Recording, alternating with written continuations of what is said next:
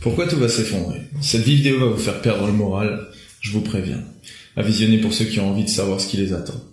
Je vais pas vous faire un remake du On est dans la merde, mais tenter ici de sourcer plus ou moins tout ce que je sais du changement climatique et des conséquences que cela va avoir. Et surtout, je vais vous expliquer pourquoi c'est complètement inévitable. Je ne pense rien vous apprendre si je vous dis que l'on vit en ce moment un effondrement biodiversitaire, si. On vit la 6e extinction de masse, à un rythme semblable, voire plus élevé que lors de l'extinction des dinosaures.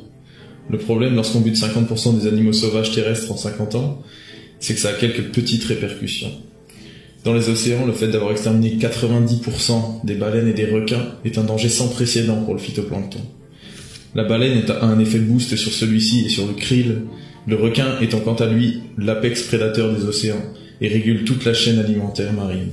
Sans lui, celle-ci se dérègle jusqu'à sa base, qui se trouve être le phytoplancton. C'est quoi le phytoplancton? C'est des micro-végétaux des mers, qui absorbent le CO2 et produisent de l'oxygène. On estime d'ailleurs que plus de 50% de notre oxygène est directement lié à lui, et donc aux océans. L'autre problème, moins il y a de phytoplancton, moins il y a d'absorption de CO2. Les océans font de moins en moins leur travail de purificateur d'air, dans un monde où nous le polluons de plus en plus.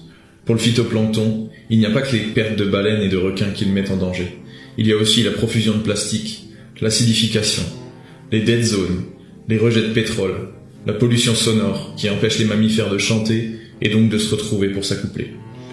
Pour le reste des espèces marines, on estime, et cette estimation a été estimée extrêmement optimiste au vu des dernières infos sorties, que les océans seront vides en 2048. Si on arrive, ou même si on s'approche de ça, on est complètement foutu. Je terminerai en parlant du corail, qui migre du sud vers le nord, avec des épisodes de bleaching énormes en région tropicale, ce qui est un désastre pour la biodiversité locale. Sauf que le corail tropical n'est pas adaptable partout en climat tempéré, et la plupart du temps, il vient foutre un bon gros bordel dans la biodiversité des zones tempérées. Ainsi, il y aurait encore des échanges eau chaude eau froide, qui sont en train de changer à vitesse grand V à cause de la fonte des glaciers, ce qui a un impact direct sur les grands courants marins comme le Gulf Stream. S'ils s'arrêtent, et certains scientifiques en parlent comme quelque chose de quasi sûr, c'est tout le climat tempéré que l'on connaît qui se retrouvera changé profondément. Avec une eau moins chaude, il y aura aussi moins d'évaporation de l'eau, donc des nuages moins chargés en eau, donc moins de précipitations. Mais il n'y a pas que les océans, il y a la biodiversité sur Terre aussi. Celle-ci est à l'agonie la plus totale. Pour parler d'agriculture, on a perdu quasiment 95% de la vie de nos sols en 60 ans. La faute à l'épandage de pesticides, fongicides, herbicides, à l'explication qu'il faut labourer les champs, à une logique productiviste non respectueuse de la vie des sols. On se retrouve avec des légumes malades, sélectionnés pour résister aux pesticides, et sans diversité génétique, donc aucune résilience. Pour ce qui est des mammifères terrestres, on a tellement marché sur leur plate-bande qu'ils se retrouvent dans des territoires si petits, pour eux qu'ils n'y survivent pas, ou sont obligés de se rapprocher de l'homme. Le meilleur exemple est le loup. On sait que chaque loup a un territoire parcouru absolument gigantesque, mais on s'obstine à leur laisser des espaces de liberté trop petits. On s'étonne ensuite qu'ils attaquent les brebis. La réponse des humains à cela? Leur donner plus de terre? Non, on les tue. 40 par an sur une population de 300 en France. Génial. Passons désormais à des problématiques plus humaines, avec notre consommation d'énergie. Nous sommes une société dopée à celle-ci, et la plupart de nos décisions politiques et économiques sont d'ailleurs tournées avec l'idée fausse que l'énergie est inépuisable. On consomme principalement du pétrole, du charbon et du gaz pour produire de l'énergie. Niveau production d'énergie primaire, 92% de l'énergie mondiale est produite par ces trois-là. 4% par le nucléaire, 3% par les barrages hydroélectriques et 1% seulement par les énergies dites renouvelables. Aujourd'hui, on mise tout sur ces derniers, sauf que c'est absolument rien du tout niveau production globale. Et surtout, c'est pas du tout la panacée. Le kilowattheure n'est pas très émissif en CO2 à la production, mais il le devient beaucoup plus au stockage au niveau des batteries. D'autant que le stockage est obligatoire pour ces énergies de flux, à moins que vous ne souhaitiez allumer vos lumières qu'en plein jour, lorsque vos panneaux photovoltaïques fonctionnent, et les laisser éteintes la nuit. Les énergies les plus décarbonées aujourd'hui sont le nucléaire et les barrages hydroélectriques. Mais cela pose tout un tas d'autres problèmes majeurs. Les déchets radioactifs et les risques d'explosion pour le nucléaire, la déformation des paysages et l'émigration de population pour les barrages. En bref, on n'a pas de système de production d'énergie de masse qui soit propre. Ça n'existe tout simplement pas. Et pour ce qui est de la production de pétrole, le taux de retour énergétique des puits est en train de se casser complètement la gueule. Qu'est-ce que c'est? C'est le nombre de barils de pétrole que l'on va récolter en investissant un baril de pétrole en énergie de forage. Dans les années 1920, le ratio était de 100 pour 1. Aujourd'hui, il s'approche dangereusement de 10 pour 1, voire parfois 4 pour 1 dans certaines régions. Bref, on consomme de plus en plus de pétrole pour aller chercher de moins en moins de pétrole. Normal. D'ailleurs, le peak oil, c'est-à-dire l'année où on a extrait le plus de pétrole à l'échelle du globe, c'est 2006. Les experts estiment que l'on va avoir un effet de palier jusqu'en 2020 avec des extractions similaires, puis une inexorable descente. On aura de moins en moins de pétrole. Pour information, le peak gas, c'est-à-dire la même pour le gaz, c'est 2010, et le peak coal, c'est-à-dire pour le charbon, c'est 2020. C'est ce qu'on appelle un triple effet qui se coule. Et puis je doute de toute façon que l'on ait les ressources en métaux nécessaires pour tout passer en énergie renouvelable.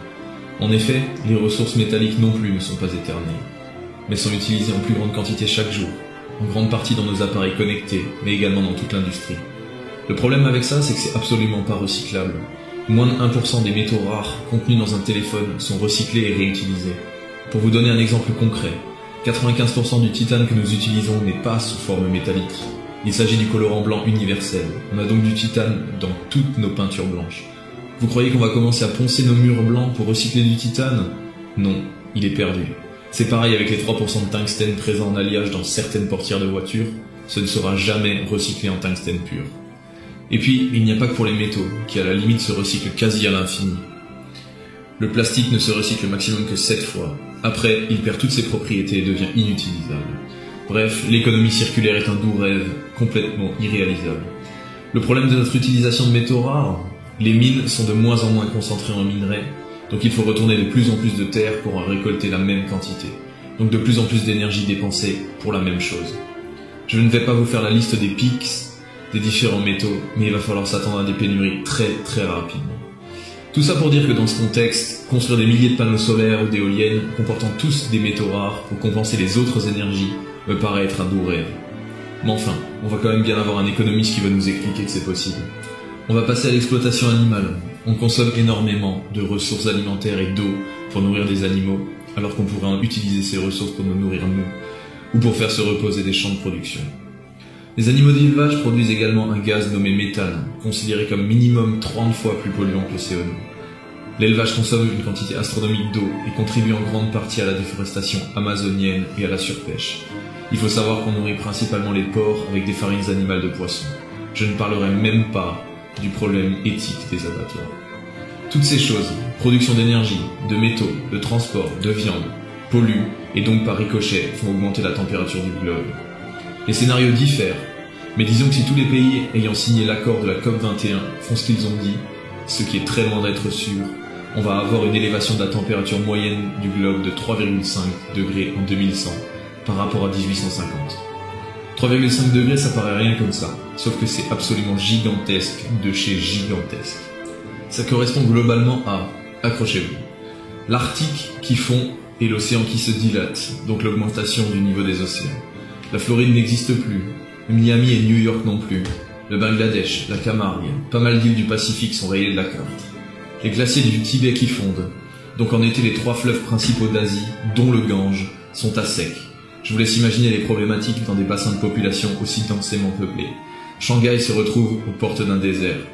Les pluies se font de plus en plus rares dans tout le bassin méditerranéen. Les rendements agricoles seront en baisse constante, ce qui obligera des millions de personnes à migrer vers le nord, qui n'aura pas assez de ressources pour accueillir et pour nourrir tout le monde. Ah, et pour ceux qui se disent tranquilles, c'est pour en 2100. Vous croyez vraiment que tout va rester exactement comme aujourd'hui jusqu'au 31 décembre 2099 ? Si le scénario des 3,5 degrés se réalise, et il est apparemment optimiste d'après pas mal d'observateurs, Miami et New York sont rasés de la carte en 2050. Il y a d'autres scénarios, dont certains sont crédités de 10% de chances de se produire, qui prévoient 6 degrés d'augmentation du niveau global des températures. Là, ça correspond basiquement à un anéantissement de l'humanité. Si vous dites que 10% de chance, ça va, tranquille, c'est pas énorme, je vous laisserai donc monter dans un avion qui a 10% de chance de se crasher. Et le scénario à 2 degrés, me direz-vous ? Il faut déjà dire qu'on a émis de quoi augmenter la température de 1,25 degrés. Donc il ne nous reste plus qu'un delta de 0,75 degrés pour maintenir cet objectif. Je vous la fais courte, pour y arriver, il faut diviser notre niveau de vie par 6. Là, maintenant, tout de suite. C'est pas vraiment ce qu'on est en train de faire, et c'est pas vraiment dans les plans de notre gouvernement. On va maintenant passer à des choses plus immatérielles, mais centrales dans cette logique d'effondrement systémique, les interconnexions entre humains. Et quoi de mieux pour cela que de parler de notre magnifique système financier? La crise de 2008 nous l'a montré, il a suffi que certaines banques fassent des paris douteux sur des produits financiers pour provoquer une crise mondiale. Cela est principalement dû à l'interconnexion totale de notre système. Une erreur de calcul à Wall Street peut mettre un entrepreneur au chômage en Espagne. Il n'y a plus aucune résilience locale. Tous les experts financiers s'accordent à prédire une prochaine crise majeure dans les 5 prochaines années. Mais quelques connaissances du milieu me font craindre la même chose. On va précariser une partie de la population, cette même partie qui souffre déjà des inégalités. Parlons-en d'ailleurs, elles n'ont jamais été aussi fortes qu'aujourd'hui, et cela devrait encore s'accentuer. Problème, le risque de révolte augmente en même temps que ces inégalités. Déstabilisation totale dans un contexte compliqué, parce que je vous ai expliqué avant, ça risque d'absolument pas bien se passer. Bref, vous avez là un petit résumé des risques systémiques auxquels nous allons être confrontés. Je vais maintenant vous expliquer pourquoi, dans ce contexte, un effondrement global est parfaitement inévitable. C'est inévitable pour plusieurs raisons. L'humain ne perçoit absolument pas ces dangers avec ses 5 sens comme un danger imminent. Il n'a donc pas envie de s'y préparer ou de faire des efforts aujourd'hui pour quelque chose d'hypothétique et de lointain. Ensuite, les directions prises actuellement par les différents gouvernements sur les plans écologiques ne vont absolument pas dans une logique de réduction d'émissions. On continue à entretenir un système qui nous détruit à petit feu. Le changement ne se fera pas par la base non plus, elle n'est pas assez éduquée et pas assez coordonnée. Exemple simple. Quelqu'un va décider de ne plus prendre l'avion pour faire un geste écologique. Son pote va devenir minimaliste. Sa frangine va devenir végane. Et sa cousine va décider de tout consommer bio. Youpi.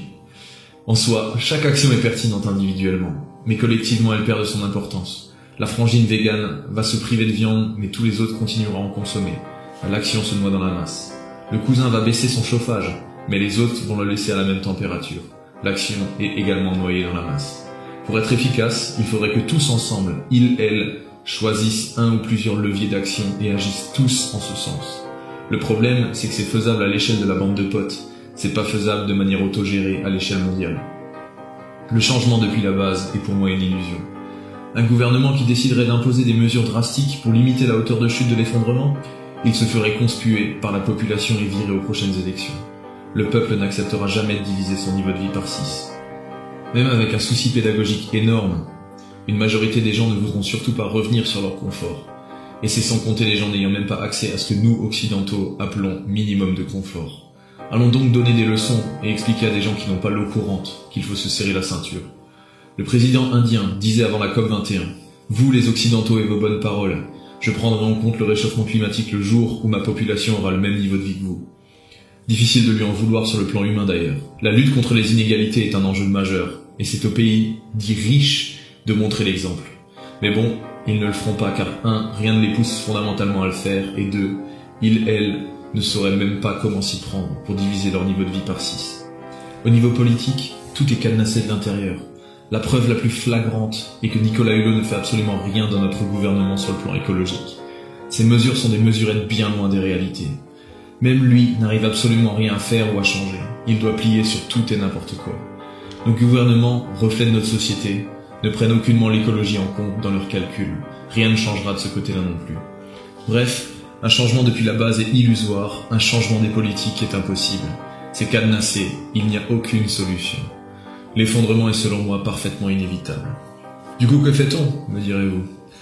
Je serais assez tenté de vous dire que de vivre, de se préparer à une sobriété heureuse, de faire dans le zéro déchet et le recyclage local, d'essayer de faire le moins de mal possible à la vie et aux animaux autour de soi, de préserver l'échelon du local, de cultiver ses légumes, d'apprendre de nouvelles compétences, de préparer une communauté de compétences diverses, indépendantes, interdépendantes et résilientes.